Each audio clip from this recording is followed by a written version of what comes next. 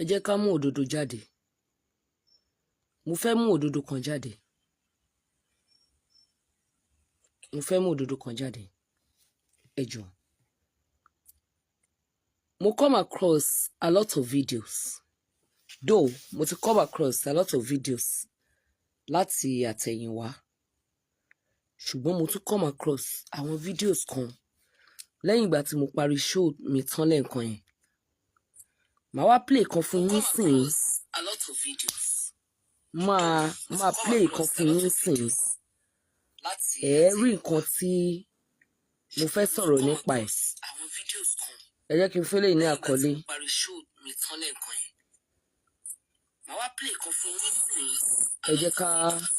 Ẹ jẹ́ ká fi ìdí òdodo múlẹ̀. Ṣé rí gbogbo àwọn nǹkan kan tí à ń ṣe? Kí ló dé tó yẹ pé fúnra wa à ń pè ìjà? Kí là ń pè ìjà fún? Kí ni à ń wá wàhálà? Ṣé mọ̀ pé fúnra wa a fẹ́ fa ogun àti wàhálà wọ Nàìjíríà? Ṣé ẹ mọ̀? Social media yìí mo gbàgbọ́ wípé àwọn tí wọ́n dá sílẹ̀ wọ́n fẹ́ fi make owó ni. Àwọn tó dá social media sílẹ̀ wọ́n fi make owó ni. Ní Nàìjíríà, we are destroying ourselves, we are pulling ourselves down, we are just akànkẹ́ ọwọ́ bọ ìgbésí ayé ara wa. Adẹ̀ ń run jégéjégé. Why? I don't know why. Fúnra wa báyìí ni. Especially àwa Yorùbá.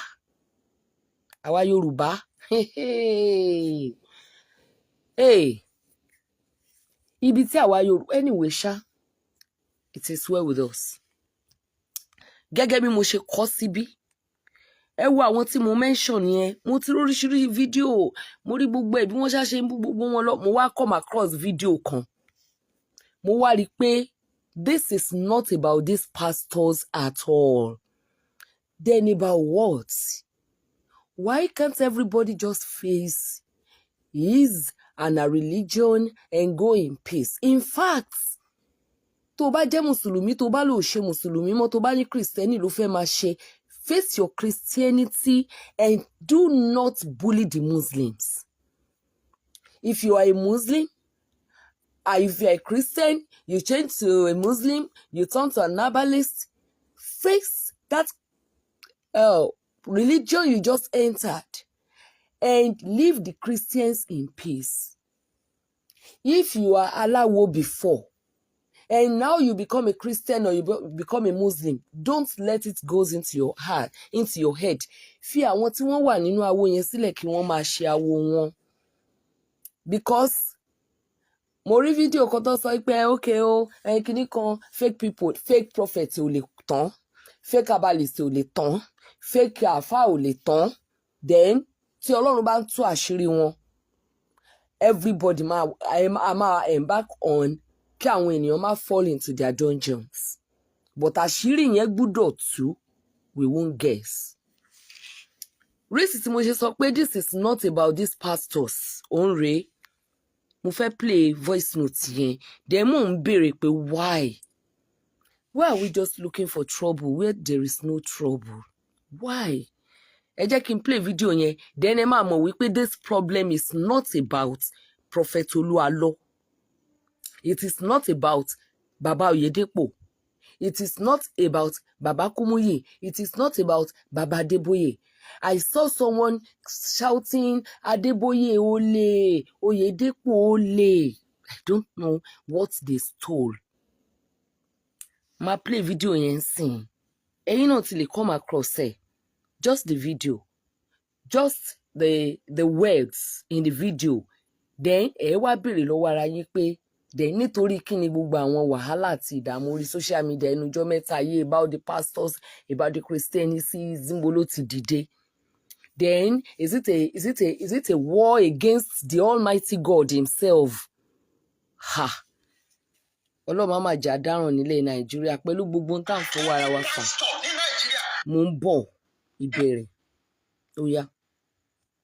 I will not use Bluetooth. Ẹgbẹ́. Nǹkan tí mò ń béèrè kọ́ ní ìjàre, kò sí nǹkan tó kẹ́mi pẹ̀lú gbogbo yẹn jàre. nǹkan tí mo fẹ́ play nílé. Any pastor ní Nàìjíríà tó ṣí Bíbélì tó fi ń wàásù fáwọn èèyàn tó mọ̀ pé òun tó gbangba sùn lọ yẹn mò ń challenge yín. Tó bá ṣe pé lóòótọ́ Ọlọ́run tó lágbára tó dẹ̀ tún lójú àánú ni tí yìí ṣe Ọlọ́run tá a lè pè ní alágbára máa ń mẹ́rò bàbá ọ̀lẹ. Bí àgbẹ̀ mi yìí ṣe kírísítẹ́nì mọ́ ó wá kú bàbá ńlá kú ẹni tó máa mú mi sí wípé mo ní mi ì ṣe kírísítẹ́nì mọ́. Torí ọmọ Nàìjíríà ọmọ Áfíríkà tó bá ka ọmọ lọ́wọ́ ìgbé òwò ẹ̀sìn burúkú ni Bíbélì àti Kùránì jẹ́. Ẹ ń pè mí ní Antichrist. Wàlá ìbẹ́ bá pè mí lọ́mọ èṣù máa dìde máa wọ native máa jó sí yín lọ́rùn. If truly your gods are so powerful, irrespective of what your respective gods look. Now, ó yá ẹ dá mi lóhùn. Ṣé àwọn pásítọ̀ yìí là ń bá jà àbí Ọlọ́run fúnra ra ẹ̀ àbí ẹ̀sìn? Nǹkan tèmi ń béèrè nìyẹn. I'm not taking side. I'm not taking side at all. But ṣé mọ̀ àwọn èèyàn mọ̀ àkànlè déédéé máa come across àkànní déédéé máa kí àwọn èèyàn kan jáde káwa náà kàn máa dẹ̀dà gòrògòrò lọ síbi tí àwọn èèyàn bá jáde sí. Or somebody kan jáde kí gbogbo wa dẹ̀ máa dà gòrògòrò. Ṣe rí àwọn ọ̀rọ̀ tí a bá ń gbọ́ ọ̀rọ̀ lè jẹ́ 1 hour kó jẹ́ pé nínú ọ̀rọ̀ 1 hour kókó tó wà nínú ọ̀rọ̀ 1 hour tí ò ní ju méjì lọ ó máa ní kìmí ó dẹ̀ máa ní ìtumọ̀ tí jẹ́ pé kókó méjì yẹn a lè fi 10 hours tú tá a bá gbọ́ Yorùbá dáadáa. Nínú voice note tí mo play yẹn mo rí bàbá kan lórí ẹ̀ tí mo play yẹn wọ́n gbé prophet kan sórí ẹ̀. Nínú voice note tí mo play yẹn ṣé àwọn ìránṣẹ́ Ọlọ́run yìí gangan ni à ń bá jà àbí nítorí wípé èèyàn kan tí ó fèsì wọn kò ṣe Christian mọ́? Kí ló bàdí nínú pé ẹnìkan ò ṣe Christianity mọ́? In the first place èmi ò sọ pé kò sí fake prophet o. In fact inú ń bí mi gidigidi sí ibi tí àwọn ènìyàn tí wọ́n gbé Christianity délé ni. Ó ń bí mi nínú ó dẹ̀ ń dùn mí ṣùgbọ́n ó wà nínú Bíbélì a lè change it. Now this dispensation we are individual salvation is individual decision ni salvation sìn. Now kí ló wá dé tí oníkálukú gba salvation ẹ̀ mú? Tó bá jẹ́ pé nínú Christianity ló ti fẹ́ mú, tó bá jẹ́ pé nínú Islam ni, tó bá jẹ́ pé nínú awo ni, a ní enough problem lórílẹ̀‐èdè Nàìjíríà láti face ju gbogbo heresy tá à ń gbé dání yìí lọ. À ń divert attention ara wa kúrò ní ibi problem tá a face gangan tí ó máa ruin generation wa. Tó jẹ́ pé àwa tá a wà ní generation yìí gangan kò sí ìfọ̀kànbalẹ̀ kankan fún wa. À ń gbé inú ẹ̀rù, à ń gbé inú ìfòyà, à ń gbé inú ebi, à ń gbé inú ká ṣe ká má jẹ, à ń gbé inú ìbànújẹ́ tó jẹ́ wípé àwọn ènìyàn tó ń fọ́n owó tí ọ̀pọ̀lọpọ̀ ń lé gangan. Ṣé bẹ́ẹ̀ rí Gatman tí wọ́n lọ dọ́tọ́ lọ detect ilé ẹ̀ tó bá score tó bá gbogbo ẹ̀, ṣé bẹ́ẹ̀ rí ibi tó ti ń fọ́n owó tó fi owó tẹ́ carpet sílẹ̀. Ẹni tó ṣènáwó tó pe irú ìyẹn sí ibi ìnáwó ẹ̀ owó ẹ̀jẹ̀ ló ná. We have enough problem. Àwọn kan pariwo sí wọn ní níwájú LASU. You know what happened there? Ó ń wọlé bọ̀ díẹ̀díẹ̀. A ní enough problem. Mo tún rí bí kan tó ti ń pariwo Sunday Igboho gbà wá. Sunday Igboho tán dẹ́yẹ sí tán lé dànù tí ìran Yorùbá tí ẹni tó tẹ̀lé fira ẹ̀ sílẹ̀ tó ní ìṣòro kékeré. They can't stand by him. We have a lot of problem. Ṣé rí Yorùbá ẹni problem? Ìran Yorùbá kan lè ní ṣòro. Ìran Yorùbá nǹkan kan ṣe wá. Ọlọ́run máa gbà wá. Ẹ ti ẹ̀ jẹ́ ká kọ́kọ́ face problem ta ní lórílẹ̀‐èdè Nàìjíríà. Ẹni tó bá ní problem tó bá mọ̀ pé problem tó ń ní yìí wọ́n ti fẹ́ yàn òun jẹ àbí pé ẹni òun kó lọ gba ọ̀nà òfin ẹ support ẹni yẹn, ẹ support ẹni yẹn dé kóòtù, ẹ jẹ́ kí wọ́n bá yín fẹ́ lójú sẹ́gbẹ́ ọ̀tún, fẹ́ lójú sẹ́gbẹ́ òsì. We have enough problem. Fúnra wa dẹ̀ àti mú ogun ẹ̀sìn wọ Nàìjíríà báyìí àmọ́ èmi ò mọ peace tó wà nínú Christian tó di Muslim tó gbógun ti Christianity, Muslim tó di Christian tó gbógun ti Islam, Christian tàbí Muslim tó di ẹlẹ́sìn ìbílẹ̀ tó wá sọ wípé Christian àti Muslim ó kù bí tí wọ́n máa gbà. Ṣé àwọn ẹ̀sìn tá à ń jọ ìyẹn, ṣé ẹ̀sìn alákatakítí tí yóò padà wọ ẹ̀yìn wò tí ó máa tàjẹ̀ sílẹ̀ ni? So if you move from a religion to another religion, what you are telling us is that this religion I left for another one is better than the one I left. The religion I left is faulty. Kò sí lójú ọ̀nà, ó máa mú mi lọ sí inú iná, kò ní jẹ́ ń gbọ̀nà torí àti Christianity àti Islam àtẹ̀sìn ìbílẹ̀ ló sọ wípé Jésù ń padà bọ̀ o. Bẹ́ẹ̀ ni mẹ́tẹ̀ẹ̀ta ló dẹ̀ sọ wípé clarification máa wà o, tí àwọn kan ó dẹ̀ wọná lọ, táwọn kan á wọ ọ̀run rere. Christianity pé ó pe ọ̀run rere ní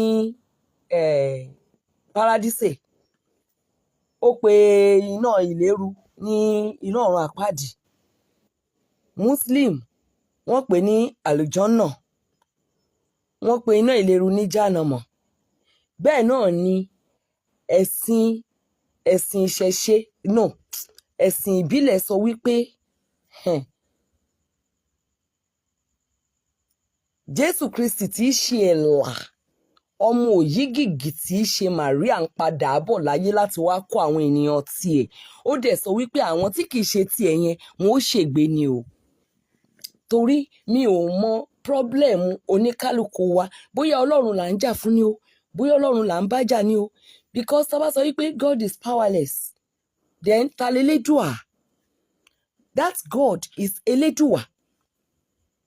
Nítorí wípé èdè la fi ń pe Ọlọ́run, èdè la fi ń pe God. Elédùà òun náà ni Elédùmarè lédè Yorùbá ni o, kì í ṣe lédè ẹ̀sìn ìbílẹ̀ o. Torí pé ẹ̀sìn ìbílẹ̀ jẹ́ ẹ̀sìn ti Yorùbá ni wọ́n ṣe ń fi orúkọ Yorùbá pe Ọlọ́run. Elédùà ni o, Olódùmarè tí Ifá sọ wípé gbogbo owó padà lọ jábọ̀ fún. Tí wọ́n bá pè ní Yahweh níbì kan, tó bá pè ní Chineke níbì kan, tó bá pè ní kí náà ń pe Ọlọ́run Ọ̀bángíjì níbì kan, we are still talking about this one God. Then tí wọ́n bá sọ̀rọ̀ nípa Jésù ní èdè Yorùbá, lédè Yorùbá tán tú, tí wọ́n bá pè ní Yésù, tí wọ́n bá pè ní Jésù níbì kan, tó bá pè ní Jesus níbì kan, tí wọ́n bá wá pè ní ẹ̀là nínú ẹ̀sìn ìbílẹ̀ ní inú èdè Yorùbá, we are still talking about Jesus. So tó bá kúrò nínú ẹ̀sìn Christianity, ó sì fẹ́ lọ bá Ọlọ́run kan ṣoṣo yẹn nínú Islam, ó fẹ́ lọ bá Elédùà nínú ẹ̀sìn ìbílẹ̀. Tó bá kúrò nínú ẹ̀sìn ìbílẹ̀, Elédùà tí gbo Ifá, Ṣàngó, gbogbo wọn tí wọ́n padà ń forí balẹ̀ fún tó ń pè òrìṣà ńlá ni o. Òrìṣà ńlá tó ju gbogbo òrìṣà lọ ni Ọlọ́run o nínú ẹ̀sìn ìbílẹ̀. Òrìṣà ńlá ó sì fẹ́ lọ bá òrìṣà ńlá yẹn nínú ẹ̀sìn Christianity àti Islam. Now nígbà tó bá wá bínú, tó bá wá ń bá àwọn ẹ̀sìn yòókù jà nítorí wípé o fi ẹ̀sìn kan sílẹ̀ lọ sínú ibòmíì, tó wá mú gbogbo àwọn olórí ẹ̀sìn yẹn tó bẹ̀rẹ̀ sí ní gbógun tì wọ́n, tó bá wá di ogun, tó bá wá dọdẹ, tẹ́ni tó ń jà bá lòun ò ní gbógun lọ, tó bá gbógun lọ ń kọ́. Ìbẹ̀rẹ̀ ogun la dẹ̀ mọ̀, a kì í mọ ìparí rẹ̀. Òun ni mo ṣe sọ pé kò kí ń ṣe ìjà ìyàwó Olúalọ́ gan-an ní íńtánẹ́ẹ̀tì ń gbè báyìí. Kò ń ṣe ìjà ìyàwó Olúalọ́ ní íńtánẹ́ẹ̀tì ń gbè. Bẹ́ẹ̀ ni, kò dẹ̀ kí ń ṣe ìjà àwọn tó ń tẹ̀lé Oyèdépò ní íńtánẹ́ẹ̀tì ń gbè. Kò ń ṣe wípé wọ́n fẹ́ gba àwọn tó ń tẹ̀lé Adébóyè kúrò lọ́wọ́ Adébóyè ní íńtánẹ́ẹ̀tì ń gbé because gbogbo ń tààrán kankan kan mọ́ yìí cannot be possible. Bí Christian bá sọ wípé Islam ò kì í ṣọ̀nà, ẹ̀sìn ìbílẹ̀ ò kì í ṣọ̀nà, they cannot eradicate those people in those religions. Tọ́ba aláwo bá sọ pé òṣì ni Kùránì o, nọ́nsẹ̀sì ní Bíbélì o, wọn ò mà ní lè pa wọn rùn. Bó bá jẹ́ jáwọn Muslim náà ní àìrọ̀ o, kò sẹ́sì kankan ẹ̀sìn tí a nìkan làsìn àlàáfíà, those people will still be. Gbígbógun tì wọ́n, títa ẹ̀jẹ̀ wọn sílẹ̀, ó dáa, ta wá ni yóò wá dá wọn láre. Ṣé Ọlọ́run tí wọ́n ń sìn yẹn ni yóò padà dá wọn láre? Kí ló dé tí ẹ jẹ́ ká bójú tó ń ṣe wá? Ẹni kí Prophet Olúalọ́ kó gbéyàwó ẹ̀ ní dandandan ó máa gbéyàwó ẹ̀ wá. Tí Prophet Olúalọ́ ò bá gbéyàwó ẹ̀ wá, kí ni nǹkan tí íńtánẹ́ẹ̀tì fẹ́ ṣe fún Prophet Olúalọ́? Wùmí gangan tí ò kì í ṣe prophet, tí ò ń ṣe àfà, tẹ́ ẹ wo mọ́ látijọ́ yìí. Tó bá sọ fún yín pé òun ò ṣe DNA test, nobody can force her. It is her life. It is her family. Then bí bàbá Mohbad bá sọ wípé dandandan ìyàwó mi gbúdọ̀ ṣe DNA test, tó bá lóun ò ṣe, ọ̀rọ̀ dọ̀rọ̀ ọjọ́ iwájú nìyẹn. Tó bá dẹ̀ lóun máa ṣe, yes, àyè gbà ni. Anybody bá sọ, tí a náà ń bẹ lára wa o, tèmi náà ń bẹ lára mi o, tèmi náà wà lára mi, but àṣẹ tá a máa ń pa ó kàn máa dá wàhálà lẹ́sílẹ̀, á kàn jù wá sínú ewu, á kàn jù wá sínú wàhálà, and our children too are learning from us. I'm saying this time to time. Our children are learning from us. I wonder what the people, àwọn èèyàn tí wọ́n máa ń fa gbogbo àwọn wàhálà yìí, I wonder how their children are reacting to this when they are in the sitting room and their father or their mother is behind the camera, facing the camera, doing the kind of shows. And I wonder what we are teaching those children. They learn by imitation.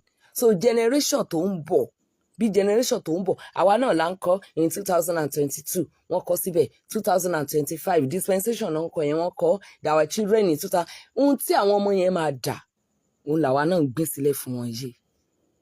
Òun là ń gbé sílẹ̀ fún wọn yìí. Don't get me wrong. I'm not fighting for anybody, but I'm just telling us the truth.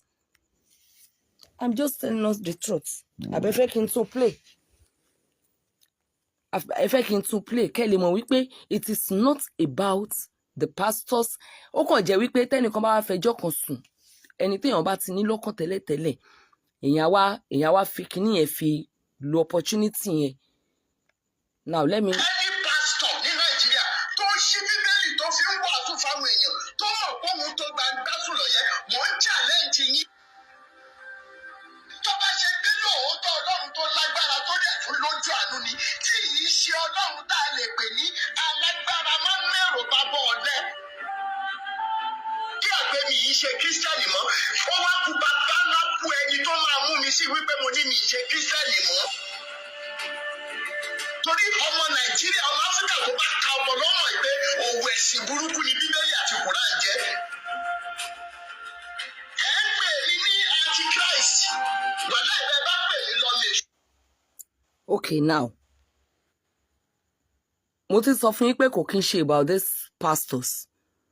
Prophet Olúalọ́ everybody wo mọ́ báyìí.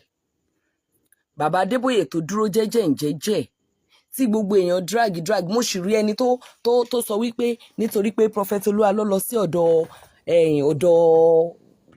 bàbá Fálànà pé wọ́n wà disappointed. Nobody can be disappointed pé ẹnìkan lọ bí nǹkan tí bàbá Adébóyè mú mọ́ra tí bàbá Adébóyè ò sọ nǹkan kan. Another person might decide not to talk. Kó dẹ̀ lọ fi ọ̀nà òfin ṣe wípé òkè mi ò fẹ́ kó ṣe rò pé nǹkan tó dání kí wọ́n máa drag orúkọ èèyàn. Wọ́n ní bó ṣe drag bàbá Adébóyè tó drag bàbá Oyèdépò tó, wọ́n ní wọn ò sọ nǹkan kan. Ọlọ́run ò dẹ̀ dá wa bákan náà. Wọ́n ní ebi ló máa ń pa ní bákan náà, ọ̀rọ̀ kì í dùn ní bákan náà. Méjèèjì, ebi ò ń pa ní bákan náà, ọ̀rọ̀ ń dùn ní bákan náà, òrùgbẹ ò kì í gbẹ ní bákan náà. So nobody can fault anybody wípé òkè nígbà tẹ́nìkan ṣe nǹkan kan, ẹnìkan wá sọ pé òkè lọ́ọ̀yà mi, gbogbo wa la gbúdọ̀ ní lọ́ọ̀yà. Everybody ló gbúdọ̀ ní lọ́ọ̀yà nítorí ọjọ́ ẹ̀gbin. Ṣé nítorí wípé aluko ní Nàìjíríà àbí nítorí pé àìlówó gan fìyà jẹ wá? Ẹ mọ̀, àìlówó ń fìyà jẹ wá. Ẹ wo case tá handle lọ́wọ́ lórí program yẹn. Báwo ni ọkọ ọmọ ọkọ ọmọ ta ilẹ̀ family, ó ta ilé tí àwọn kí ọkọ ọmọ wa kó lọ ta ilé bàbá mi lọ́dẹ Òmu nítorí wípé ọkọ ọmọ lówó. Ṣé tí àwọn ọmọ bá wá lówó tí wọ́n bá tó tán, ṣé tí wọ́n bá wó ilé yẹn, ṣé wọ́n jọ ní fi owó táka, ṣé wọ́n ní kọ́ ilé yẹn padà?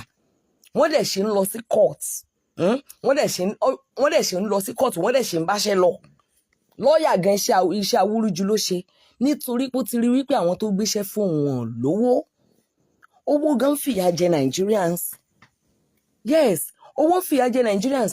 Tí agbófinró bá pàdé driver kan tó bá nà ní bẹ́ẹ̀tì méjì tó lè ní evidence kó máa gba kóòtù lọ ni. Tí èèyàn ọlọ́pàá bá èèyàn kan sọ̀rọ̀ tí èèyàn bá mú gbájú lójú ẹ̀ gbà ò, bó ti wulẹ̀ kẹ́ni yẹn kó lówó tó, kí ọlọ́pàá yẹn kó máa gba kóòtù lọ ni tó bá jẹ́ wípé oníkálukú tó tán. Àìlówó gan fìyà jẹ wá ní Nàìjíríà. What is so special in having a lawyer? Tó wá di ìgbà tó gba lọ́ọ̀yà ó disappoint mi, so Christian ò lè gba lọ́ọ̀yà. Lóòótọ́ ni Bíbélì sọ wípé ká má jẹ́ kí àwọn ìta kí wọ́n máa bá wa dá sí ọ̀rọ̀ wa. That is tó bá jẹ́ Christian versus Christian. Now, pastors are now rising. Àwọn ìránṣẹ́ Ọlọ́run náà wá jáde. Àwọn ìránṣẹ́ Ọlọ́run náà wá dojú ogun kọ ìránṣẹ́ Ọlọ́run ẹgbẹ́ wọn. Ó tì mí lójú wípé a rí ìránṣẹ́ Ọlọ́run ní CAC tó ń dá sọ̀rọ̀ yẹn bí wọ́n ṣe ń dá sí yẹn. Even tó bá jẹ́ wípé ní tòótọ́ ni CAC ní authority. CAC ní authority. Wọn ò dẹ̀ ní overlook nǹkan. Mo drag pastor kan ní Èkó tó ó fẹ́ ọmọ ìjọ, ó dẹ̀ ń fìyà jẹ ìyàwó ẹ̀. CAC ni àwọn elder church rẹ̀ dúró lé lọ́rùn. CAC ò tí ì bàjẹ́ bẹ́ẹ̀ yẹn náà. Lóòótọ́ ni nínú àwọn olórí èpò gbúdọ̀ pọ̀ ju àlìkámà lọ ní everywhere náà. Bó ṣe wà lórílẹ̀‐èdè ló wà nínú ìjọ, ló wà ní everywhere. Unfortunate people wà nínú iṣẹ́ ìránṣẹ́, mi ò jiyàn, ṣùgbọ́n àwọn ìránṣẹ́ Ọlọ́run original ṣe wà. Wọ́n wà tí wọ́n dúró oore gidi, tó dúró oore tí wọ́n ò wo owó, tí wọ́n ò wo anything, tí wọ́n dẹ̀ ń ṣe nǹkan tó tọ́ lásìkò tó tọ́ àti àsìkò tó yẹ. I'm not arguing with people. Fake prophets wà. In fact, èmi bí mo ṣe wà yìí, ẹ jẹ́ n sọ fún yín, ó dé stage kan mo sọ pé mi ò fẹ́ ìran mọ́. Tí mo bá nídìí ìran, mo ní ẹni tí mo máa sọ fún pé mo fẹ́ kẹ́ gbàdúrà fún mi. Mo ní wòlíì, kódà mo ní àfáà tí máa sọ pé hello àlífà, mo fẹ́ ṣe nǹkan kan báyìí, ẹ bá ń yẹ̀ wò. Wòlíì ò kí ń lẹ́sìn. Mo lẹ́sìn Christian ni mí, ṣùgbọ́n mi right of Muslims, mi right of àwọn ẹlẹ́sìn ìbílẹ̀. Torí lọ́pọ̀lọpọ̀ ìgbà tí àwọn tí wọ́n ń tẹyan rìn yẹn bá dúró ore, wọ́n máa sọ nǹkan tí àfáà àti wòlíì ò ní sọ fún yín. Wọ́n á tú jinlẹ̀, wọ́n máa rí jinlẹ̀. They might not have your solution, but wọ́n máa rí jinlẹ̀. A kàn ń ṣera wa ni. Bá ṣe ń fi ẹ̀sìn yí ẹ̀sìn, tá à ń fi ẹ̀sìn bára wa jà, tá a kàn ń dojú ogun kọra wa, a kàn ń ṣera wa ni. Make use of what God gives us as gifts. They are all around us. Make use of them and make sure you are not living a sinful life. Don't use it in an opposite way, contrary to what God asks you to use it for. Bẹ́ẹ̀ ni, má lò ní ọ̀nà òdì sí nǹkan tí Ọlọ́run sọ wípé kó lò fún. That is what we don't understand. Ó fẹ́ sọ fún mi wípé mo ní èèyàn kan sìn tó ń rọbí tí ò rọmọ bí, kán wá sọ wípé òkè o, ẹnìkan wo màmá yẹn àṣejẹ abíwẹ́rẹ́ ni, kò sí àṣejẹ yẹn kán mú bí, màá ní màmá àṣejẹ yẹn ó yá ẹ mọ́ gbébọ̀. Tó bá lò tí ò bá ṣiṣẹ́, máa pe pásítọ̀ mi. Mo serious, because n tí mo rí nínú Bíbélì ni wípé èso ìyà yín àti egbò ìyà òun kó máa jẹ́ ìwòsàn àti ìmúláradá fún gbogbo orílẹ̀-èdè. If I have something I can use to cure sickness, I don't pray. Wàláì, tí n bá ní nǹkan tí mo fi lè wo àìsàn sàn, mi ò ń gbàdúrà lórí ẹ̀. Tí n máa ṣe ni pé mo gbé nǹkan yẹn kalẹ̀ báyìí, mo wá gbàdúrà sí Olúwa, n tí mo fẹ́ lò yìí lórúkọ rẹ ni jọ̀ọ́ Olúwa jẹ́ kó ṣiṣẹ́ fún mi. báwo ni mo ṣe máa ní paracetamol nílé tí mo máa sọ wípé ìwòsàn láì lo oògùn mo fẹ́ lọ sórí òkè nítorí pé orí ń fọ́ mi? Ṣé stress tí mo fira mi ṣe torí fi ń fọ́ mi yẹn ṣé ó natural ni? Stress tí mo fira mi ṣe yẹn no mo fẹ́ sọ pé ṣé kò natural ni? Stress yẹn bí mo bá ti ṣe stress ó natural tí mo ti wà stressful orí gbúdọ̀ fọ́ mi, torí bá dẹ̀ ti ń fọ́ mi oògùn tí mo máa lò dà. Tí òyìnbó bá lè fún mi ní paracetamol kí ló ṣe mí tí mi ò lè lo ewúro? Kí ló wá ṣe mí tí mi ò lè mú ẹja òjìjí àti ewúro àti ewé mọ́fọwọ́kàn mi tí mi ò lè dà sínú kòkó fún mi kí n sè kí n jẹ? Tí wọ́n bá kọ́ fún mi wípé kíní ń ṣiṣẹ́ máa lọ sí fúnra mi because mo believe pé tí mo bá sì fúnra mi ó máa ṣiṣẹ́, torí kò kí ń ṣe ọ̀fọ̀ tàbí ọwọ́ babaláwo ló fẹ́ ṣiṣẹ́ nínú ẹ̀, agbára Ọlọ́run tó ń bẹ nínú rẹ̀ ló fẹ́ ṣiṣẹ́. What is our problem? Tá wá ń pe ìpèníjà. Àyìn ìránṣẹ́ Ọlọ́run náà ẹ gbógun ti Pastor Oluwalo. Ṣé kò ní ọ̀nà tí CAC máa ń gbà ni? Nínú ṣé àkóso ìwà híhù ni àbí àkóso ìgbàgbọ́? Ó ní ẹ jẹ́ kí àṣírí ìjọ kí ó wà láàrin ìjọ. Bí àwọn Christian Bíbélì dẹ̀ ṣe là sílẹ̀ fún wa láti punish ẹni tí ò bá ṣe nǹkan tó yẹ, ó wà nínú Bíbélì. Ìjọ CAC wọ́n ní ibi tí wọ́n lè mú ẹjọ́ ẹni tó bá fẹ́ ba ojú wọn jẹ́, wọ́n máa mú lọ. Tó bá dé ọ̀dọ̀ alága, tí ó bá dé ọ̀dọ̀ superintendent, tápá superintendent ò bá ka, ó máa gbé sí lọ sí ọ̀dọ̀ regional chairman. Tó apá yẹn ò bá ka, wọ́n á gbé lọ sókè. Tápá wọn ò bá ka, wọ́n tún ní èèyàn lókè. Tápá wọn ò bá ka, wọ́n tún ní èèyàn lókè. CAC yìí sì ń fìyà jẹ ẹni tó bá sọ tó máa fìyà jẹ gidi. Tí wọ́n bá fẹ́ dá dúró tí wọ́n máa gbé wọ inú igbó lọ tí ó jìnnà gidi tí ó lọ mọ ìjìyà Ọlọ́run bẹ́ẹ̀ tó bá ti mọ̀ pé Ọlọ́run ló pe òun. Tọ́lọ́run ò bá pè á fìjọ yẹn sílẹ̀ ni. Tó bá lọ dájọ́ títí ẹ̀ sílẹ̀ á dẹ̀ rọra dá dúró. Ẹ̀yin fúnra yín lẹ sọ, CAC ò lè ta àmì òróró ìránṣẹ́ Ọlọ́run léèyàn lórí láì jẹ́ pé ó níyàwó lọ́wọ́. Evangelist lè máa ṣe evangelist láì níyàwó but kò lè gba kọ́là láì níyàwó ńlé. Mo wá rò wípé ṣé nínú gbogbo ọmọ ìjọ Prophet Oluwalo náà kò dẹ̀ sẹ́nì kankan náà tó mọ ìyàwó Pastor Oluwalo débi tí àwọn ọmọ ìjọ Pastor Oluwalo náà fi máa jáde wípé àti ní France àti ní Nàìjíríà máa rí mọ́ o. Ṣé gbogbo àwọn tí wọ́n dẹ̀ wà ní France náà kò sẹ́nì kankan tó rí ìyàwó Pastor Oluwalo náà tóun náà lè jáde pé lóòótọ́ ni ibi báyìí ni wọ́n ń gbé but for sometimes now ààrí woman yẹn ibi báyìí ló ti ń ṣiṣẹ́ for sometimes now ààrí níbẹ̀ mọ́. Make your investigation.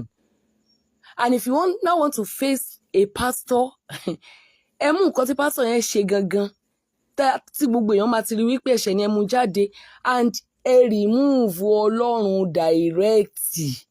A sì ń sọ pé téèyàn bá lọ kọlu true anointing, èmi ò kò ń ṣe threat o. Then lọ́pọ̀lọpọ̀ ìgbà ìránṣẹ́ Ọlọ́run gan máa sọ wípé fún tó ṣe yẹn máa wò tọ́lọ́run ò tiẹ̀ tí ì ṣetán láti ṣèdájọ́, tọ́lọ́run tiẹ̀ lè má ti fìyà jẹ nìyẹn gan. Àwọn ìránṣẹ́ Ọlọ́run tó ń jáde tó ń ṣépè ilé àwọn èèyàn tó ń sọ̀rọ̀ yẹn gan, àwọn gan Bíbélì ò tí ì yé wọn tó. Ọlọ́run, mo sì ti rí àwọn ìránṣẹ́ Ọlọ́run méjì tí mo sọ pé pẹ̀lú adúrú dragging yìí, bàbá Adébóyè àti bàbá Oyèdépò. Bàbá Oyèdépò will still preach and say ṣe rí bọ́ ṣe ń bú mi tó ń drag mi tó ń ṣe kinní kan. What do? We pray for them. Nígbà tó ń drag bàbá Adébóyè dáadáa, bàbá yẹn jáde ó dáná ẹ má bínú. Ṣé nǹkan tí mo sọ báyìí ẹ má bínú, ẹ má jẹ́ kí yẹn ó fàjà. Still àwọn kan jáde wọ́n ní Adébóyè ò lè ẹ̀ẹ́dẹ̀ fílẹ̀ pẹ̀lú Ọlọ́run rẹ̀ kẹ́ jẹ́ kí Ọlọ́run ó ṣèdájọ́ ogun nǹkan tó bá ṣe tí ò bá dáa fún un. Ohun tí mo ti ẹ̀rí tó ń bà mí lẹ́rù kò ju wípé kí ló dé tí a fẹ́ ti ara ẹ̀sìn mú ogun wọ orílẹ̀-èdè Nàìjíríà? À ń pè tí ogun rè, ogun ò dàbí yàn, ogun ò dàbí ọkà. Ó ń bọ̀ díẹ̀díẹ̀ o. Àwọn ò ní ṣe é dẹ́dẹ́ o. Nítorí pé odò ńlá yìí tí a bẹ̀rẹ̀ sí ní fi àwọn dẹ̀ yìí, àrọ̀ gidigba tó máa kó sínú ẹ̀ ó máa ya nẹ́ẹ̀tì ni. Gbogbo ojú tó bá wá ṣe tán láti wá bójútó, nígbà tí wọ́n bá wá bójútó tán, ibi ọwọ́ lèèyàn fi tún nǹkan téèyàn bá bójútó, ọwọ́ lèèyàn fi ṣe. Nígbà tí ọwọ́ ò bá wá ká àrọ̀ gidigba ńkọ́, ojú á wòran ni. ẹnu àdẹ̀ ṣe dẹ̀rẹ̀dẹ̀rẹ̀. Ẹ jẹ́ ká fi gbogbo ẹ jẹ́ fi gbogbo eléyìí tá à ń ṣe yìí sílẹ̀. Ìgbà kan la fèsì ogun oníṣẹ̀ṣe ó jáde o, mùsùlùmí á jáde o, at the end of the day ó di wípé à ń gbéra wa lọ sílé ẹjọ́. We can lose life tá bá wá sọ ẹ̀mí nù nítorí pà ń jà fún Ọlọ́run. ṣọ́lọ́run appreciate wa ṣá. Ogun ńlá mà lélẹ́yìí o, èmi ò máa mọ problem wa pẹ̀lú ọ̀rọ̀ ẹ̀sìn o. Ẹlòmíì tó dẹ̀ máa jáde gangan tó wá máa fẹ̀wò ẹlòmíì gan mọ nǹkan tó máa jẹ lálẹ́. Nígbà ó bá ṣe ṣóòtọ́ ní wàá mọ béèrè pé ẹ̀yin ọmọ ìbò ní kí láwàá jẹ lálẹ́ yìí pẹ̀lú gbogbo ń ta fèsì ní Nàìjíríà yìí. Èṣù ò máa ní jàre wa o. It is well o. Bàbá Olúwa lọ tọ̀ wọ́n ní ẹ lọ gbé ìyàwó yín bọ́ta tí ìyàwó yín bá dẹ̀ lóhùn ò jáde fúnra rẹ̀ bóyá kán lọ gbé fídíò ká ìyàwó wọn mọ́bi tó bá wà. Decision family oníkálukú ọ̀tọ̀ọ̀tọ̀ ni. Màmá tó sọ wípé wọn rí ọmọ wọn bá sọ̀rọ̀, mo ti sọ lẹ́ǹkan, ẹ bèrè relationship tó ń bẹ láàrin àwọn àtọmọ wọn, tíjà bá wà ń bẹ kí wọ́n parí ẹ̀. You know, tíjà bá wà ń bẹ kán parí ẹ̀. Mi ò sọ wípé anybody ṣé ní France yẹn náà ni wọ́n ti dé èèyàn kan mọ́ inú ilé tí ò ní jáde. Ní France yẹn ni kò dẹ̀ ní lọ síbi iṣẹ́, wọn ò dẹ̀ ní béèrè.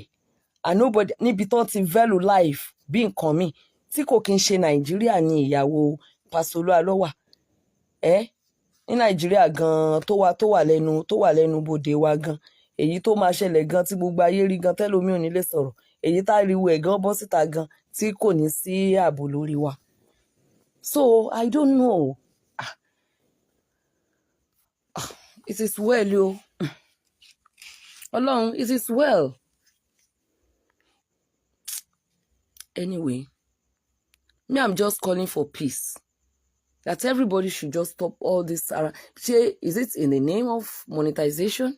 Is it in the name of I want people to see me as àbí oníkálùkù náà ṣá ń create content ẹ̀ pé kán lè rí mi gẹ́gẹ́ bí warrior? Ṣé ìyẹn ni? Torí ìgbà tí VDM mú títí ẹ̀ ó fèsì títí ẹ̀ Ọlọ́run gbà fún bẹ́ẹ̀ ó di ìlú mọ̀ọ́ká. Okay, àbúrò mi náà mú títí ẹ̀ ṣáà wí kónkó ní òun náà fèsì títí ẹ̀ ó di ìlú mọ̀ọ́ká. Èmi náà mú tèmi o, ti tèmi lèmi náà mú yìí o, oníkálùkù mú títí ẹ̀. Ọ̀rẹ́ mi Ìyálájé courtroom òun náà mú dájọ́, òun náà di ìlú mọ̀ọ́ká. A ti rí ẹnìkan náà tó mú jẹ́ pé ọ̀rọ̀ àwọn pásítọ̀ gangan ló mú lọ́kùnkúndùn. Nígbà tẹ́ wá sọ bàbá Adébóyè ò sọ̀rọ̀, ṣé inú bàbá Adébóyè máa dùn kó máa wá sí online lójoojúmọ́ kó jẹ́ wípé òun ni wọ́n bú? For the fact wípé kò sọ̀rọ̀ yẹn gangan ló jẹ́ kó dangerous jù.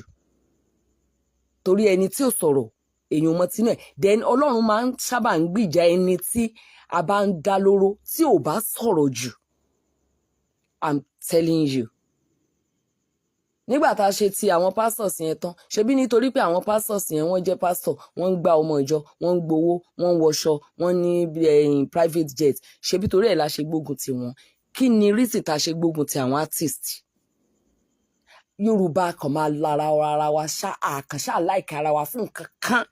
Kí ló dé tá a ṣe gbógun ti àwọn artist? Because artist ń sìn àwọn náà ti kẹmọ̀ pé category pastor ti wà lọ́tọ̀. Gbogbo anybody tó bá ti ń jẹ́ celebrity tàbí tó bá ti ń jẹ́ artist, tó bá ti ń jẹ́ àwọn Nollywood actors and actresses, ẹni tó bá ti wà ní Nollywood náà ń sìn bó bá ní problem tó bá ti bọ́ síta wọ́n á ní àwọn Nollywood actors and actresses yẹn àwọn òǹṣara Nàìjíríà mọ́ àti káàf wọn kúrò nítorí pé wọ́n yan iṣẹ́ òṣèré láàyò. Ó lówó kò lówó ó ti di òṣèré. Tó bá sọ wípé òun ní problem kí wọ́n ran òun lọ́wọ́, ìran rẹ̀ náà ni ó kọ́kọ́ dìde sí. Mo ń wo fídíò kan mo fi hàn ọmọ mi, mo ní kó wá wò ó. Arákùnrin yẹn jókòó, ó kàn jẹ́ pé kíní àwọn content àwọn others yẹn èyàn téèyàn bá ń share ẹ̀ ó máa ń di copyright ni. There are lots of short àwọn reels téèyàn ń rí tó yẹ pé ó ṣe é fún àwọn èèyàn nímọ̀ràn. Mo dẹ̀ mọ̀ pé àwọn yẹn plan ẹ̀ ní ajá mẹ́ta bọ̀bọ́ yẹn jókòó. So ìkan wá dìde ní ìkan wà ní tó jẹ́ bọ̀bọ́ tó jẹ́ ẹnìkejì bọ̀bọ́ yẹn ó wá gbé igi ńlá sókè ó fẹ́ nà mọ́ eléyìí tó jókòó. Ajá kan dé ó fi ẹnu gba igi yẹn ni. Ó dẹ̀ fi ẹnu gba igi yẹn ó ó wá ń lọ igi yẹn mọ́ lọ́wọ́. Níbi tó ti ń lọ igi yẹn mọ́ lọ́wọ́, méjì nínú àwọn ajá méjì tó wà nílẹ̀, ìkan nínú wọn dẹ̀ fa bọ̀bọ́ yẹn, ó dẹ̀ ń fà á lọ kó kúrò níbi tí danger wà. Ìkẹta náà tún wá ń wo ajá tó fi ẹnu gba igi wípé tí nǹkan kan bá máa ṣe ẹ́, I will stand by you. Mo ní wá wò ó, àwọn ajá nìyí, àwọn ajá rèé tí wọ́n rí ẹni tó ń tọ́jú wọn tí wàhálà fẹ́ bá, tí wọ́n fi ara lọ gba ìyà fún, níbi tí àwa ti máa jókòó tó jẹ́ pé ẹni tó ń ṣe wá lóore gan máa fall into victim. Tá máa sọ wípé I will sit down and I will be watching you. It just happened to me. I'm telling you, it just happened to me. Tí mo bá ń sọ̀rọ̀, mo ń sọ nínú ìrírí. Just happened to me. Ẹni tó ní problem tó ti jìyà gbé, tí èmi Olúwaṣeun Adébóyè Àbẹ̀kẹ́ dìde fún wípé nínú ìyà yẹn ò ní jẹ́ gbé, tí mo gbé àwọn activist lawyer dìde, tí mo bọ́ sórí rédíò, tí mo pariwo, mo sọ̀rọ̀ ní online, mo ṣe gbogbo ẹ̀, mo ní láyé, tí wọ́n ń pè mí, tí wọ́n ń fi oògùn àti ikú threaten mi. Just a little thing tí ò tiẹ̀ ní traces anything tó ṣẹlẹ̀ sí rí nílé ayé. Just a little thing. Thank God I wrote that thing. I'm so happy. Mi ò ní sọ because many of you will know what I wrote and pulled down. And I shared it. What you say? Auntie, ohun mo kọ yóò ní mí ni. My family will drag you and I will sit down watching. Watching what? Watching what? Ní ẹni tí mo fi owó mi, emotion mi, ìfẹ́ mi, epo àti iyọ̀ mi bá lò, ló máa jókòó nígbà tí family ẹ̀ bá ń drag me to where? I just said to hell with you and whosoever you think will drag me. Oh yeah, try it. I now make sure I told one of me fẹ́ sọ blood pé the person is very very stupid. Tí ò bá dìde láti drag mi, bí ò bá ní ṣorí rẹ̀ ní ajá má jìnlé. Ẹni tí èmi bò, ẹni tí mo bò, ẹni tí mo dágbádá, ẹni tí mo dágbádá àánú bò, ẹni tí mo dágbádá ìfẹ́ bò, ẹni tí wọ́n sọ fún mi pé kí n sá fún tí mo ní rárá nígbà tí ò ṣe mí rí. Why are we like this? Òun ni ẹni tó ń ṣe wá lóore ní tiwa, níbi tí ajá, wọ́n ní ajá more jọ mẹ́lòmíì lọ, níbi tí ajá tí wọ́n ti ń dáàbò bora wọn. Mo rí ajá kan tó yẹ pé ejò fẹ́ gbé ọmọ kékeré ajá kan, ó dẹ̀ lọ, ó dẹ̀ kọjú sí ejò ńlá, python ńlá. Níbẹ̀ ni àwa ti máa gba owó lọ́wọ́ olóore wa, tá dẹ̀ máa fi owó yẹn lọ ṣe ògùn ìka sí, kó náà bá lè tán, ká bá lè jọ rí bákan náà. Why are Yorùbás like this? Why are black people like this? Àwọn òyìnbó náà ní tiwọn lára, but why are we human beings like this?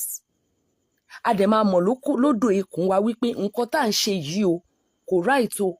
A mọ̀ lódò ikùn wa pé nǹkan tá à ń ṣe yìí o ìkà ni o. A mọ̀ lódò ikùn wa wípé nǹkan tá à ń ṣe yìí, we are not sure of it. Okay, let me now ask.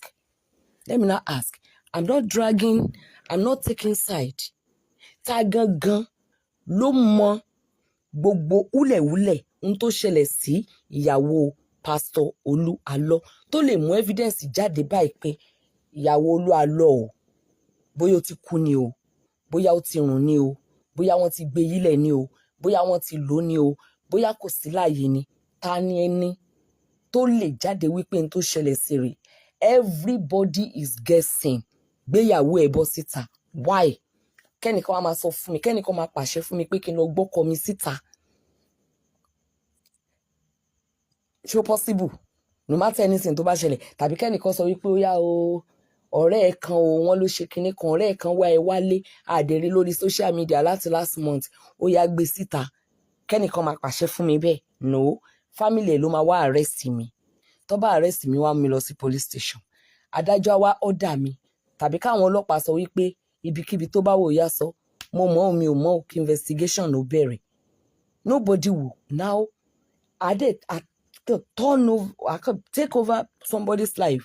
I could pàṣẹ wá bí aláṣẹ wá. Ọmọ kékeré náà jáde, a máa sọ fún àgbàlagbà pé ẹ rí nǹkan tán fi ojú ìyá Mohbad rí. Ẹlòmíà kan jáde, ìyá Mohbad orí ẹ ò pé, ìyá Mohbad orí ẹ ti dàrú.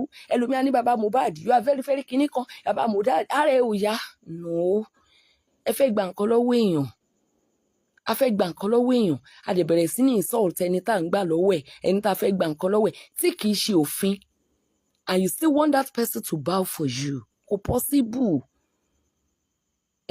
pẹ̀lẹ́pẹ̀lẹ́ là pa àmúkúrú pẹ̀lẹ́ àwa Yorùbá la sọ bẹ́ẹ̀ ọ̀pọ̀lọpọ̀ òwe ló òdì wa bẹ́ẹ̀ ni ní ìlú tí àwa fúnra wa ti ń pariwo àṣà àwa fúnra wa àṣà tá à ń pè wọ́n sọ pé Ọọ̀ni of Ifẹ̀ wọ́n 3 acres of land wọ́n fẹ́ fi kọ́ world Ifá ṣe Ifá temple fine inú everybody dùn o nítorí àṣà tó jáde láti inú gbogbo Ifá yẹn mélòó gan là ń lò àbẹ́ mọ̀ pé gbogbo gbólóhùn tẹ́ ẹ bá sọ jáde ní Yorùbá pátá ń bẹ nínú ẹsẹ̀ Ifá bẹ́ẹ̀ ni ó wà nínú ojú odù 16 bẹ́ẹ̀ ni ìkẹ́ akíni là kíni kódà ìrìn bá a ṣe rìn láàkó ni tá a máa ń sọ yẹn ó tún jẹ́ ìkítà kíni la tún kíni a tún wá sọ a tún wá jinlẹ̀ ju bí àwa tún ṣe mú lọ gbogbo òwe inú ojú odù 16 ló ti wá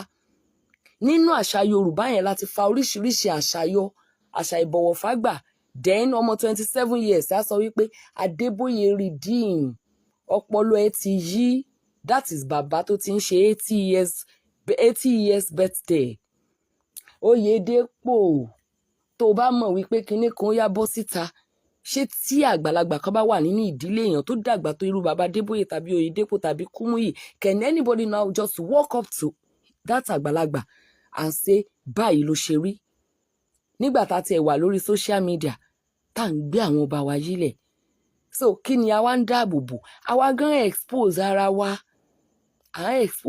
wa àwa fúnra wa gan òpọ́nra wa lé níbi tá a ti wá ń ṣe gbogbo rẹ̀ gbùrùgbùrù outside the world wọ́n wá ń rí wa bí ẹranko à ń gbéra wa yílẹ̀ ọ̀pọ̀lọpọ̀ nǹkan ló ń ṣe àwọn ọmọ wa tán wà ní diaspora ń sìn tó jẹ́ wípé kò ṣẹlẹ̀ sí wọn tẹ́lẹ̀tẹ́lẹ̀ àfìgbà tí social media dé they are watching us ẹ rò pé bọ́n ṣe ń wò wá yẹn wọ́n kàn fún wa lówó monetization ṣé ẹ ti mọ̀ wípé speech kò le tó báyìí tẹ́lẹ̀ ẹ mọ̀ pé láti níbẹ̀rẹ̀ pẹ̀pẹ̀ gan bó bá post eléyìí kò sẹ́ni tó mú ẹ bó bá sọ eléyìí kò sẹ́ni tó mú ẹ even nǹkan tó sọ ń sìn gan tí ò jọ mọ́ insult wọ́n sì máa wò tó bá jẹ́ orí péèjì tí ó sọ wípé àtọmọdé àtàgbà ló lè bọ́ síbẹ̀ wọ́n mọ bó ṣe máa control ẹ̀ wọ́n control wa láti end lọ́hùn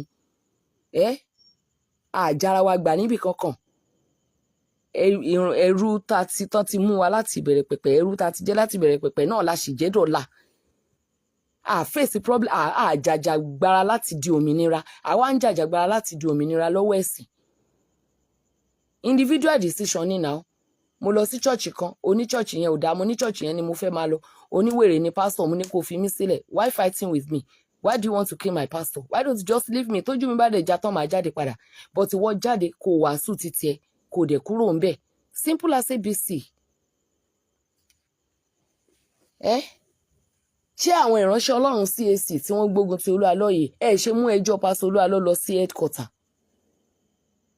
kẹ́ ẹ má bá wọn dá sí rárá kẹ́ ẹ mú ẹjọ́ pásọ Olúalọ́ lọ sí headquarter kẹ́ ẹ wá wò bóyá àwọn tó wà ń bẹ̀ bàbá tí mo sọ wípa drag ní Èkó yẹn tó ń bá ọmọ ìjọ sùn wọ́n lọ sí headquarter wọn wọ́n nígbà tó bá yá àwọn ìjọ wọn wá fẹjọ́ ẹ̀sùn àwọn alàgbà yarí èmi náà treat àwọn kọ̀kọ̀ díẹ̀díẹ̀ lórí program mi wọ́n tún gbé lọ sí Iléṣà ó tún bẹ̀rẹ̀ the same thing ẹ lọ bèrè ń sìn wípé kí ló ṣẹlẹ̀ wọ́n sì tún fún ní grace wọ́n ẹ lọ bèrè ń sìn wípé kí ló ṣẹlẹ̀ kódà gbẹ́ bá rí bó ṣe ṣèyàwó ẹ̀ sọ wípé ṣé pásọ̀ lélẹ̀ èmi wá drag wọn pé àṣé yẹ kéde yìí máa ṣẹlẹ̀ nínú ìjọ mi ò lè dárúkọ ìjọ yẹn mi ò gbọ́dọ̀ dárúkọ ìjọ yẹn lórí atẹ́gùn bọ̀ tó bá ti rí wípé nǹkan yìí ti fẹ́ máa ba orúkọ jẹ́ àbí anything wọ́n ń gbé step o so àwọn ìránṣẹ́ Ọlọ́run tí wọ́n jẹ́ ìránṣẹ́ Ọlọ́run CAC tí wọ́n dá sí ọ̀rọ̀ yẹn lókè nílẹ̀ wọ́n mọ ibi tí wọ́n lè mú ẹjọ́ pásọ Olúalọ́ tó bá yẹ pé nǹkan tó ń sọ dá wọn lójú bọ̀ tó gbọ́dọ̀ dá wọn lójú tó bá dẹ̀ ṣe investigation kò gbọ́dọ̀